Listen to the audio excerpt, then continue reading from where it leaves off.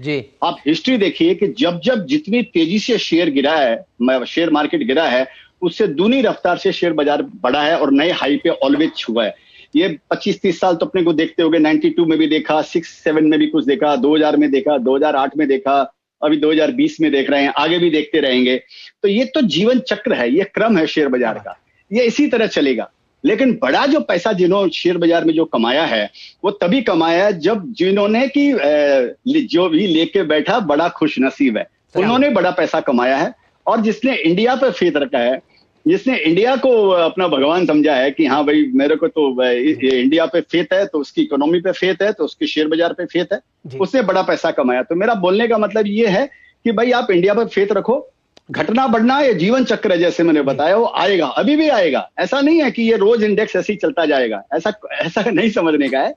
लेकिन आए तो मंदी बाजार भी आपका फ्रेंड है सर, वो सबसे बड़ा अपॉर्चुनिटी पैसा कमाने का बेयर मार्केट में है। ये हम लोगों ने अप्रैल मई जून में सीखा है, नया सीखा है, नए जो आए उन्होंने भी नया सीखा है सर। जी ये केडिया मेरा साहब, बोलने का हाँ, मतलब है। केडिया साहब, अमेरिका में वॉरेन बफेट जिन्होंने कहा कि अमेरिका को शॉर्ट करके किसी ने भी लंबी अवधि में पैसा नहीं कमाया, और भारत में आप कि भारतीय बाजारों को शॉर्ट मत कीजिए और लंबी अवधि में बहुत अच्छी तरीके से कमाइए। तो ये दो सीख आज मिली हमारे दर्शकों को। ये बताइए कि कौन कौन से ऐसे सेक्टर्स हैं, कौन कौन से ऐसे स्टॉक्स हैं जहां पर आप लंबी अवधि के लिए निवेशित हैं, या कोई आपने फिलहाल ऐड किया हो पिछले 15 दिनों में?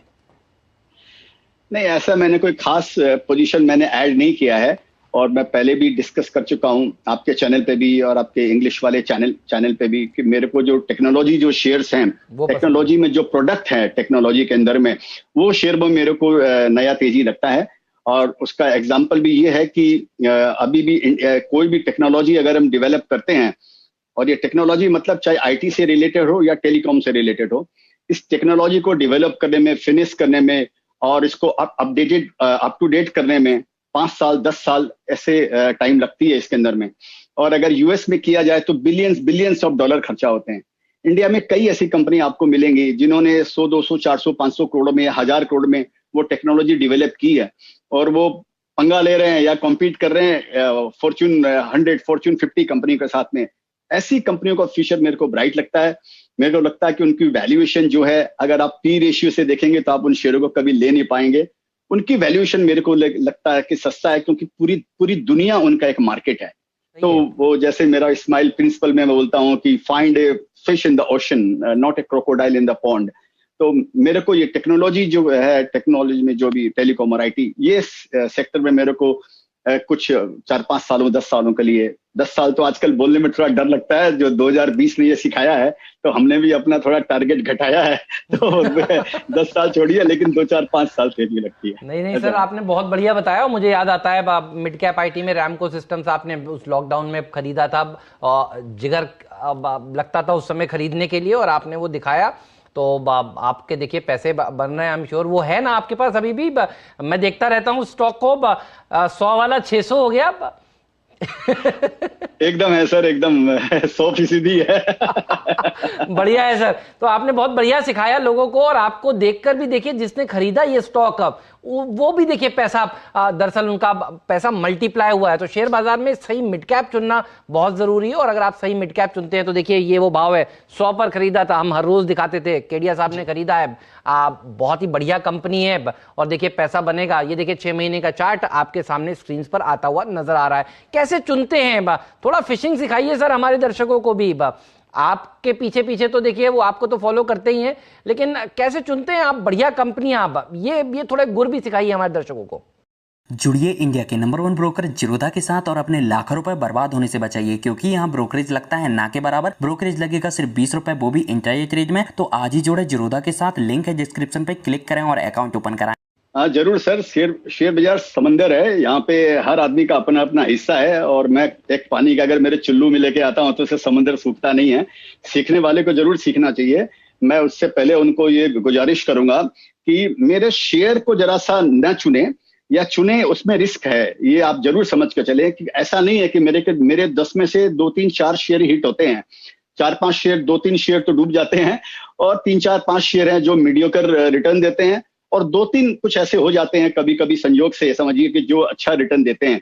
तो इस बोलकर क्या तो मेरे साथ रहना है तो सारे शेयरों को आपको लेना पड़ेगा, जो आपको मालूम नहीं पड़ेगा, राइट।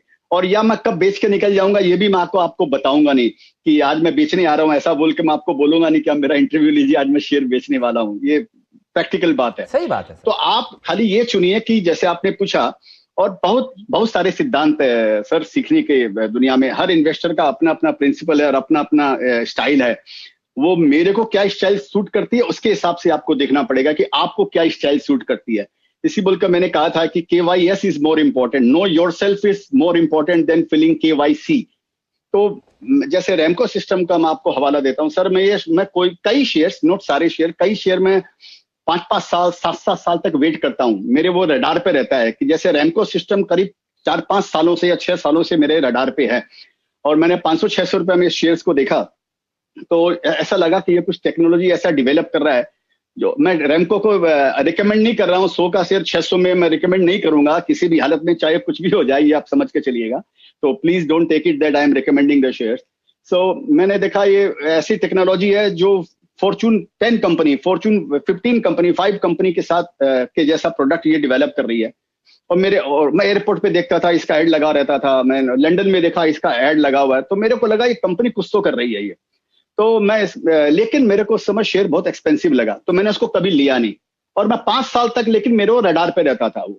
तो मैं जनरली ये शेयर 2 साल, 5 साल, 7 साल मेरे वो दिमाग में रहता है कि इसको कभी मैं देखूंगा, कभी मौका मिलेगा। उस समय कंपनी का प्रोडक्ट भी पूरा डेवलप नहीं हुआ था, एस्टेब्लिश नहीं हुआ था।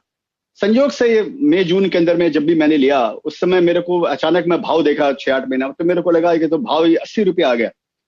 तब मैंने जल्दी जल्दी पूरा पुराना जो भी मेरा अपडेटेड नहीं था उसको पूरा अपडेट किया। तो मेरे को लगा कि ये तो ऑलरेडी अभी जो 4 साल पहले स्थिति थी उससे बहुत अच्छी स्थिति में ऑलरेडी ये आ चुका है। खाली एक कोविड वाला डर था कि उसमें कैसे बिहेव करेगा। तो फ्रेंकली स्पीकिंग मेरे को नहीं लगता था कि ये इतनी जल्दी ऐसा 6 गुना 7 गुना हो जाएगा। तो इस तरह मैं उन शेयर को फॉलो करता हूं। और जब मेरे को लगता है कि जैसे यू टर्न में एक जब वो इन्फ्लेक्शन पॉइंट पे जब वो शेयर आता है, यू टर्न की जो नीचे वाली कर्व में जब आता है, ठीक है, और मैं उसको क्वार्टरली भी फॉलो करता हूं क्योंकि डेटा मिलते हैं क्वार्टरली। तो जब वो नीचे वाला कर्व जब आता है सर, तो मैं वहां पर उसको लेने की चेष्टा करता हूं। तो इस तरह से मैंने यही पकड़ा। इसी तरह से मैंने तेजस नेटवर्क भी पकड़ा कि वो मैं उनको फॉलो करता हूं। तो यही है, यही मैं बता सकता हूं। मैं आने वाला था सर उस पर भी। तेजस नेटवर्क कितने समय तक पड़ा रहा, ढीला रहा, और जब आपका मिडास टच लगा तब इसमें देखिए एक बढ़िया, डायरेक्ट साहब दिखाइए तेजस नेटवर्क। और पिछली बार आपने कहा था कि ऐसे स्टॉक्स जो टेलीकॉम सेक्टर को केटर करते हैं, आईटी के प्रोडक्ट बनाते हैं, प्रोडक्ट वाली कंपनियां, मुझे याद है देखिए इसमें भी एक क्या रैली देखने को मिली, 180% के शानदार रिटर्न्स इसने कमाकर दिए हैं। मैं हमेशा सर ये भी जानना चाहता हूं लोगों से कि आप जैसे इन्वेस्टर्स से जिनको अनुभव अच्छा है कि क्या कुछ नहीं करना चाहिए भारतीय बाजारों में, ये भी जरा बताइए सर, क्या चीज से बचना चाहिए? देखिए सर, उसका अगर शॉर्ट में अगर मैं जवाब दूं तो अगर 5000 कंपनी लिस्टेड है या 5500 कंपनी लिस्टेड है, तो 5000 अगर लिस्टेड है तो 4500 कंपनियों से बचना चाहिए। सबसे पहले तो इंपॉर्टेंट ये शेयर बाजार के अंदर में ये भंगार कैप है। मैं कई बार बोल चुका हूं, फिर मैं रिपीट करूंगा कि large cap, mid cap, small cap and भंगार कैप। तो सबसे पहले तो उनको किसी भी भाव में नहीं लेना चाहिए। मेरा एक ट्वीट है कि by any stock, sunrise industry का जो स्टॉक है वो किसी भी प्राइस पे लीजिए, और सनसेट इंडस्ट्री का स्टॉक है किसी भी प्राइस पे मत लीजिए। तो सबसे इंपॉर्टेंट तो ये है सर कि आपको मैनेजमेंट, देखिए फिर अगेन कि आप मर्सिडीज में जा रहे हैं या ऑल्टो में जा रहे हैं, अगर आपका ड्राइवर अगर गड़बड़ अगर है, जो मैनेजमेंट अगर गड़बड़ है, तो मर्सिडीज को ठोक देगा और ऑल्टो को पहुंचा देगा अपने डेस्टिनेशन पे। तो ये आप जरूर समझ के चलें कि सबसे इंपॉर्टेंट है। और दूसरा ये देखिए कि जो कंपनी मैं लेने वाला हूं, मैं मेरे दिल में ऐसा सोचता हूं कि मैं इस कंपनी के साथ में मेरी जिंदगी गुजारूंगा क्या, मैं ऐसा सोचता हूं। उसके बाद हो सकता है मैं उसको 2 महीने बाद बेच दूं या 20 दिन बाद बेच दूं, ऐसा कर सकता हूं मैं। लेकिन जब लूंगा तो मैं उसको लॉन्ग टर्म रिलेशन के हिसाब से लूंगा कि मेरे को इसके साथ में जीना मरना है। तो मैं तो इस तरह सोचता हूं। उसके लिए आपको पूरी छानबीन करनी पड़ेगी, 10-15 साल की इस शेयर की हिस्ट्री देखनी पड़ेगी, मैनेजमेंट ने कैसे कैसे क्या बदमाशियां की है, या जो पहले उसने प्रिडिक्ट किया है वो उसको पूरा किया कि नहीं किया, जो प्रोजेक्शन उसने दिए हैं वो कम बेसी हो सकते हैं। लेकिन उसका एक आप 15-20 साल का उसको देखेंगे, एनुअल रिपोर्ट पढ़ेंगे, उसके इंटरव्यू पढ़ेंगे, आपको एक अंदाजा लगता है सर, ये एक्सपीरियंस की बात है, ये 2 दिन में नहीं हो सकता है सर आपको। तो वो अंदाजा लगता है कि तो वो बहुत इंपॉर्टेंट है, मैनेजमेंट का पेडिग्री, और दूसरा सस्टेनेबिलिटी ऑफ द प्रोडक्ट, कि वो प्रोडक्ट चलेगा ना 5 साल 10 साल जब तक आप रहना चाहें जी। केडिया तो, साहब, और डेट कम हो जी। हाँ, मैं जनरली ऐसी कंपनी में डेट कम जी। या नहीं केडिया हो। केडिया साहब, अगर आप फिलहाल का बाजार देखें अपने रडार पर, कहाँ आपको कौन कौन से ऐसे सेक्टर्स हैं जहां पर वैल्यू दिखती है, और अगर आप कुछ शेयर कर पाएं, कौन कौन से ऐसे स्टॉक्स हैं जो आपके रडार पर हैं जो आपने फिलहाल नहीं खरीदे और वहां पर आप वैल्यू का इंतजार कर रहे हैं? जुड़िए इंडिया के नंबर 1 ब्रोकर जिरोधा के साथ और अपने लाखों रुपए बर्बाद होने से बचाइए, क्योंकि यहाँ ब्रोकरेज लगता है ना के बराबर। ब्रोकरेज लगेगा सिर्फ 20 रुपए, वो भी इंट्राडे ट्रेड में। तो आज ही जोड़े जिरोधा के साथ, लिंक है डिस्क्रिप्शन पे, क्लिक करें और अकाउंट ओपन कराएं। सर देखिए, मैं आपको बताता हूँ, मैं और ये मेरी अपनी बात मैं बता रहा हूँ, मैं रॉन्ग भी हो सकता हूँ, तो इस बोल के कोई बात नहीं। जैसे मैंने बताया, KYS is more important in stock market, in investing. Know yourself is more important than filling your KYC। मैं अभी ऐसे मूड में हूँ कि मेरे को शायद, एक तो मैं पूरा इन्वेस्टेड हूँ, ये भी मैं आपको बता देता हूँ। और जब मार्च की मंदी आई थी तो मैं बहुत घबराया हुआ था और मेरे पास में 5% का कैश था। तब भी मैं 95%, लेकिन मेरे पास में शेयर बाजार में पूरा इन्वेस्टमेंट था। 5% इसलिए कैश किया कि अगर प्रलय भी आ गई तो शायद जितने दिन जीना होगा 5% से गुजारा कर लेंगे, इस बोल के 5% कैश था। तो ये एक दूसरा मुद्दा है। मैं अभी ऐसे मूड में हूँ कि मेरे को शायद अभी कोई नया इन्वेस्टमेंट नहीं करने का है ऐसे बाजार के अंदर में, और क्योंकि मार्केट हाईवे पे आ चुका है सर। और ये ऐसा मतलब नहीं है कि ये कल खत्म होने वाला है। हाईवे की भी दौड़ लंबी होती है, लेकिन कितनी लंबी होती है ये मेरे को नहीं मालूम। तो जैसे बोलते हैं ना कि वो हवा तेज चल रही है तो अपनी टोपी बचा के रखने का, तो वो वाला बात है। तो मैं अभी थोड़ा और ऑलरेडी इन्वेस्टेड हूँ। अब कुछ लेना भी पड़ेगा तो कुछ बेच कर ही लूंगा। तो मैं उस मूड में नहीं हूँ फिलहाल, मैं वेट एंड वॉच वाले मूड में।